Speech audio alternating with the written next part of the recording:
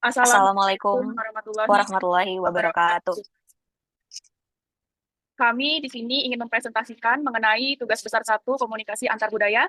Di sini saya bersama rekan saya Jendra Rizky Amelia. dan saya Kila Salsabila. Oke, selanjutnya saya akan menjelaskan tugas besar kami dari nomor satu, yaitu model komunikasi antar budaya oleh Gudi Kunz dan Kim. Model komunikasi antar budaya yang dikembangkan oleh Gudi Kunz dan Kim menawarkan kerangka yang komprehensif untuk memahami bagaimana manusia berkomunikasi dalam konteks lintas budaya. Deddy Mulyana dan Jalaluddin dalam buku mereka memberikan perspektif yang lebih mendalam mengenai keempat faktor utama dalam model ini. Untuk faktor yang pertama yaitu adalah Oke, untuk model yang pertama itu ada faktor kultural. Faktor kultural merujuk pada nilai-nilai keyakinan norma dan artefak yang diwariskan dari generasi ke generasi dalam suatu kelompok sosial. Menurut Deddy Mulyana dan Jalaluddin, nilai-nilai budaya sangat mempengaruhi cara seseorang memandang dunia, berinteraksi dengan orang lain, dan memahami makna dari pesan komunikasi. Oke, di sini ada tiga poin. Yang pertama itu ada nilai-nilai inti, nilai norma sosial, dan ada simbol-simbol budaya. Untuk nilai-nilai inti ini maksudnya seperti nilai seperti individualisme versus kolektivisme, terus juga hierarki versus elitarianisme, dan orientasi jangka pendek versus jangka panjang sangat mempengaruhi gaya komunikasi seseorang. Untuk norma sosial sendiri itu aturan-aturan tidak tertulis yang mengatur perilaku dalam suatu budaya seperti cara menyapa, gestur tubuh, dan jarak pribadi sangat penting dalam interaksi antar budaya. Yang terakhir itu ada simbol-simbol budaya, maksudnya itu adalah bahasa, agama, seni, dan makanan adalah contoh dari simbol budaya yang membawa makna yang berbeda-beda di setiap budaya. Yang kedua, ini ada faktor lingkungan. Faktor lingkungan mencakup kondisi fisik dan sosial mempengaruhi perilaku komunikasi. Menurut Deddy Mulyana dan Jalaluddin menekankan bahwa lingkungan fisik seperti iklim, topografi, dan sumber daya alam dapat membentuk cara hidup dan pada gilirannya mempengaruhi komunikasi antar budaya. Yang pertama itu ada kondisi geografis, di mana masyarakat yang hidup di daerah yang sulit dijangkau cenderung memiliki nilai-nilai dan gaya hidup komunikasi yang berbeda dengan masyarakat yang tinggal di daerah yang mudah diakses. Terus juga yang kedua itu ada kondisi sosial dan ekonomi, perbedaan tingkat pendidikan, pendapatan, dan status sosial dapat menciptakan perbedaan dalam gaya komunikasi dan harapan yang berbeda dalam interaksi. Yang terakhir ada teknologi, perkembangan teknologi komunikasi telah mengubah cara hidup berinteraksi, tetapi juga menciptakan tantangan baru dalam komunikasi antar budaya seperti kesenjangan digital, masalah privasi. Selanjutnya, poin ketiga ada faktor sosiokultural. Faktor sosiokultural berkaitan dengan struktur sosial dan organisasi masyarakat yang mempengaruhi perilaku komunikasi.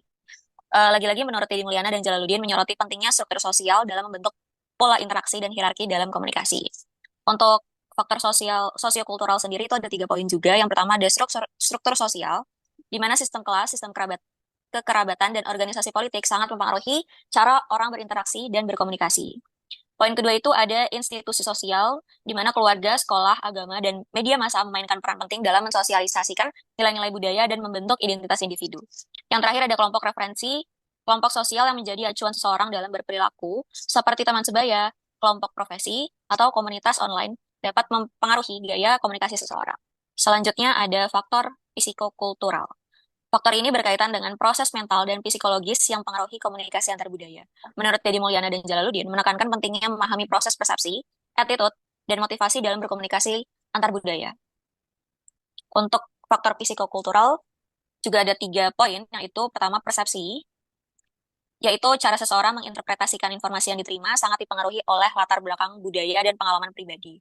Yang kedua ada attitude, sikap seseorang terhadap budaya lain dapat mempengaruhi keberhasilan komunikasi. Attitude yang positif akan memfasilitasi komunikasi, sedangkan attitude yang negatif dapat menghambatnya. Dan yang terakhir ada motivasi. Motivasi untuk berkomunikasi dengan orang dari budaya lain sangat penting. Motivasi sangat kuat dapat mengatasi hambatan komunikasi. Selanjutnya ada contoh strategi pemasaran atau iklan. Yang pertama itu dari faktor budaya. Faktor budaya itu mempengaruhi cara pesan iklan itu disampaikan. Di Indonesia, iklan itu sering menekankan nilai kolektivisme dan norma sosial, sedangkan di Amerika Serikat, iklan lebih fokus pada individualisme dan pencapaian pribadi. Di sini saya memakai iklan dari Samsung, yang di atas itu iklan dari Samsung Indonesia. Iklan Samsung Indonesia lebih memfokuskan mengenai kenyamanan dan kebersamaan dengan teman-temannya saat bermain game dengan memakai handphone Samsung. Dan yang di bawah itu iklan Samsung dari Amerika Serikat atau US, itu lebih memfokuskan kebebasan dan status pribadi dari seseorang. Lalu yang kedua dari sosiokultural. Faktor sosiokultural seperti status sosial dan struktur keluarga yang berpengaruh di Indonesia.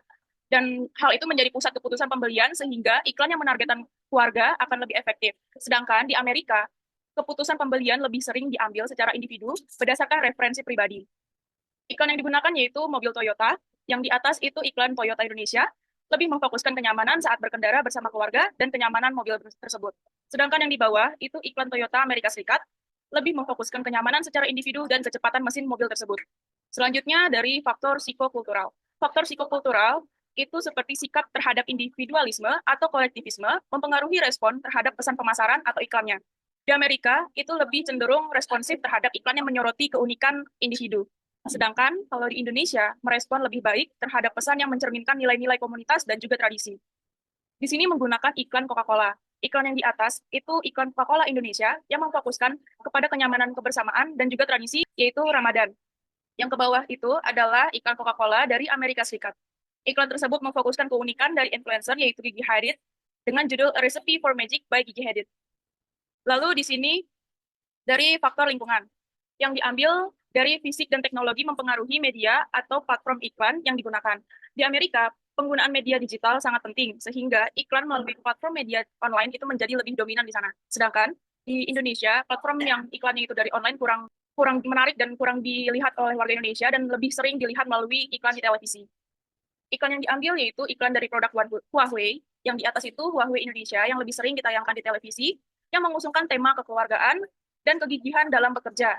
Lalu yang bawah itu ada iklan Huawei Amerika Serikat, sering ditampilkan atau dipromosikan di platform online. Contohnya seperti yang digambar, itu ada promosi online dari platform X, yang di dalamnya itu mempromosikan Huawei sekaligus menginfokan cara menggunakan Huawei Cloud dengan baik dan benar. Soal yang kedua, jawabannya, saya berusaha untuk bersikap terbuka, sensitif, dan adaptif. Hal pertama kali yang akan saya lakukan yaitu melakukan riset untuk memahami latar belakang budaya, nilai, dan juga preferensi dari konsumen di setiap pasar yang saya tuju. Karena hal ini, saya akan bisa merancang pesan, visual, dan juga pilihan media yang sesuai dan dapat dipahami dengan baik oleh para konsumen. Dan saya akan melibatkan tim yang beragam latar belakang budayanya untuk mendapatkan masukan dan perspektif yang lebih komprehensif. Dalam membuat strategi pemasaran, untuk pasar multikultural, saya harus memiliki pemahaman mendalam tentang budaya. Lalu, dengan memahami faktor budaya dan psikokultural, saya berusaha merancang strategi pemasaran yang relevan, yaitu seperti pesan iklan yang harus relevan dengan kehidupan sehari-hari para konsumen atau target audiens, dan menjawab kebutuhan mereka. Lalu yang autentik, itu seperti membuat kampanye iklan yang terasa autentik dan tidak dibuat-buat. Lalu inklusif, semua orang harus merasa diwakili dan diterima terlepas dari latar belakang budaya mereka. Selanjutnya, yang beradaptasi. Strategi pemasaran harus fleksibel dan dapat diadaptasi sesuai dengan konteks budaya yang berbeda-beda. Oke, baik. Sebagai seorang agen iklan yang bertugas menciptakan kampanye untuk pasar multikultural, saya menyadari betapa besarnya pengaruh budaya dan psikokultural terhadap setiap aspek dari strategi pemasaran. Faktor-faktor ini tidak hanya membentuk preferensi konsumen, tetapi juga nilai-nilai, keyakinan, dan perilaku yang mendasari keputusan pembelian mereka. Untuk membuat strategi pemasaran pasar multikultural, saya harus memiliki pemahaman mengenai budaya, salah satunya yaitu kebiasaan, bahasa, perilaku, simbol, dan makna mereka. Selain itu, saya juga harus memiliki pemahaman mengenai psikokultural konsumen mengenai kebutuhan dan keinginan. Selanjutnya, saya juga harus mengetahui identitas budaya mereka serta psikologi konsumen audiens saya. Terus juga setelah saya paham akan faktor budaya dan psikokultural, saya akan membuat strategi pemasaran yang selaras dengan target pasar, fleksibel dan dapat beradaptasi di pasar multikultural tentunya, terus juga dapat mewakili semua agar dapat diterima oleh audiens yang ada di pasar multikultural. Selanjutnya, dalam bersikap terhadap keragaman budaya yang memengaruhi keputusan saya dalam membentuk pesan, visual, dan media yang digunakan, yaitu dengan mencoba untuk respect, hormati perbedaan budaya, dan nilai-nilai yang dianut. Lalu saya mencoba untuk inklusivitas, membuat semua orang merasa diwakili dan diterima. Saya sebisa mungkin untuk autentikitas, menjadi diri sendiri, dan membangun koneksi yang tulus dengan konsumen. Untuk langkah-langkah yang akan saya lakukan dalam menciptakan karya iklan atau melakukan pemasaran suatu produk dan yang dilakukan lebih efektif dan inklusif, yaitu sebagai berikut. Yang pertama ada, saya bakalan memahami nuansa budaya yang berbeda dulu. Maksudnya yaitu sebelum memulai suatu proyek, saya selalu melakukan riset mendalam tentang budaya target audiens. Saya juga menyadari setiap budaya memiliki konteks sosial dan historis yang unik. Pesan yang dianggap positif di suatu budaya mungkin dianggap ofensif di budaya lain. Yang kedua, saya akan menentukan pesan yang inklusif dan relevan. Saya memilih bahasa yang netral dan inklusif, menghindari kata-kata atau ungkapan yang dianggap diskriminatif atau stereotype. Saya memastikan bahwa visual dan pesan yang disampaikan mempresentasikan keragaman budaya yang ada. Saya juga berusaha mencari nilai-nilai universal yang dapat menyatukan orang-orang dari berbagai budaya. Yang ketiga, saya akan memilih visual yang menggambarkan budaya pastinya. Saya menggunakan simbol-simbol yang memiliki makna positif dan relevan dengan budaya target audience. Lalu saya memilih gaya visual yang sesuai dengan estetika dan preferensi budaya target audience. Saya akan memilih media yang tepat pastinya. Saya memilih media yang mudah diakses oleh target audience, baik secara online maupun offline. Saya memilih media yang relevan dengan kebiasaan konsumsi media target audience saya. Saya memilih media yang dapat memberikan dampak signifikan dan meninggalkan kesan yang mendalam. Terus yang kelima, saya akan pengembangan konten yang relevan. Saya akan menggunakan bahasa dan konten yang relevan dengan budaya target. Contohnya penempatan produk dalam konteks budaya lokal seperti drama Korea. Dapat meningkatkan brand image kita. Selanjutnya yang keenam, saya akan membuat strategi komunikasi yang efektif. Dengan menggunakan bahasa iklan persuasif dan efektif dalam konteks budaya target, contohnya program kemitraan masyarakat untuk membantu pengelolaan angklung River Camp dalam menciptakan bahasa iklan yang efektif dapat meningkatkan kemampuan pemasaran. Untuk yang ketujuh, saya akan evaluasi dan adaptasi. Evaluasi hasil pemasaran secara terus-menerus untuk mengetahui efektivitas strategi yang digunakan. Jika perlu, adaptasi strategi pemasaran untuk memenuhi kebutuhan preferensi target audiens saya. Lalu yang nomor 3, kita mengambil jurnal yang berjudul Komunikasi Lintas Budaya dalam Perspektif Perilaku Konsumen. Penulisnya itu Adam Suryadi Nur dan Uis Nurul Bahria. Latar belakangnya itu, jurnal ini menerapkan fenomena kontemporer mengenai komunikasi internasional atau lintas budaya yang semakin dinamis seiring perkembangan teknologi informasi. Masalah-masalah yang dibahas dalam komunikasi internasional atau lintas budaya tidak hanya terkait politik dan keamanan, tetapi juga lingkungan hidup, kesejahteraan, dan isu-isu global lainnya. Tujuan dari penelitian ini adalah untuk memahami dan menjelaskan fenomena komunikasi lintas budaya dan implikasinya pada perilaku konsumen. Lalu teori komunikasi lintas budaya yang membahas bagaimana perbedaan budaya mempengaruhi pola komunikasi dan perilaku konsumen. Teori ini digunakan sebagai landasan untuk membandingkan pola komunikasi antara budaya barat dan juga budaya timur. Lalu metode penelitiannya ini menggunakan metode penelitian kualitatif yang bersifat deskriptif, yang bertujuan untuk memahami dan menjelaskan fenomena komunikasi lintas budaya dan pengaruhnya terhadap perilaku konsumen. Hasil temuan dari jurnal ini yaitu penulis menemukan bahwa perbedaan budaya, nilai, dan lingkungan sosial budaya berpengaruh signifikan terhadap perilaku konsumen. Dan pemahaman terhadap karakteristik konsumen lintas budaya menjadi kunci bagi pelaku pasar multinasional dalam menyusun strategi pemasaran yang efektif. Selain itu, komunikasi nonverbal seperti bahasa tubuh, kontak mata, ekspresi wajah, dan penggunaan waktu memiliki perbedaan yang signifikan antar budaya. Pembahasan dari jurnal ini yaitu, dalam pembahasan jurnal ini, penulis membahas mengenai perbedaan antara teori barat dan juga teori timur.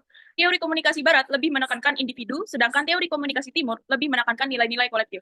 Dan di dalamnya membahas pengaruh budaya pada perilaku nonverbal, seperti bahasa tubuh, kontak mata, hingga persepsi waktu. Selain itu, artikel jurnal ini membahas variasi dalam nilai budaya yang mempengaruhi konsumen, seperti usia muda atau tua, individual atau kolektif, maskulin atau feminim, dan juga persaingan atau kerjasama. Selanjutnya, saya akan menjelaskan kesimpulan dari jurnal yang kami pilih, yaitu penulis menyimpulkan bahwa memahami perilaku konsumen yang berbeda-beda budaya mengenai persamaan dan perbedaan yang ada pada negara-negara sangat penting bagi pelaku pasar multinasional dalam menyusun strategi pemasaran yang efektif. Semakin banyak persamaan antara satu negara dengan negara lain, maka pelaku pasar cenderung memakai strategi pemasaran yang hampir sama dan sebaliknya. Semakin banyak persamaan antara satu negara dengan negara lain, maka pelaku pasar juga cenderung memakai strategi pemasaran yang hampir sama. Saya akan membacakan refleksi jurnal yang sudah kami baca. Jurnal ini membahas komunikasi antar budaya dalam perspektif perilaku konsumen, di mana teknologi informasi dan globalisasi mempengaruhi interaksi antar negara. Jurnal ini mengungkapkan pentingnya memahami bagaimana budaya dan teknologi berinteraksi dalam membentuk perilaku konsumen antar negara. Dalam konteks komunikasi antar budaya, jurnal ini menekankan pentingnya pengaruh budaya terhadap pola komunikasi dan perilaku konsumen. Contohnya, budaya individualis seperti Barat lebih mementingkan kemandirian dan inovasi. Sementara budaya kolektivis seperti di Asia lebih mengutamakan kepentingan bersama dan keseragaman. Karena jurnal ini memberikan pemahaman tentang perbedaan budaya itu sangat penting dalam konteks komunikasi dan pemasaran internasional. Dan pada pola komunikasi yang dianggap wajar di suatu budaya, dan di dalam suatu budaya itu belum tentu bisa diterima oleh budaya lain. Artikel jurnal ini dapat membantu dalam mengembangkan kemampuan beradaptasi dan menyusun strategi pemasaran yang lebih efektif dalam bekerja di lingkungan internasional, terutama dalam dunia pemasaran internasional atau global. Sebagai kesimpulan, jurnal ini menekankan bahwa dalam era globalisasi, keberhasilan dalam pemasaran internasional bergantung pada sejauh mana perusahaan dapat memahami dan mengadaptasi strategi mereka sesuai dengan perbedaan budaya, sehingga produk dan pesan pemasaran mereka lebih relevan dengan konsumen lokal. Oke, ini referensi yang kita ambil dari beberapa buku dan jurnal yang kita ambil juga sudah tertera di situ. Sekian presentasi dari kelompok kami. Kurang lebihnya mohon maaf. Terima kasih. Wassalamualaikum warahmatullahi wabarakatuh.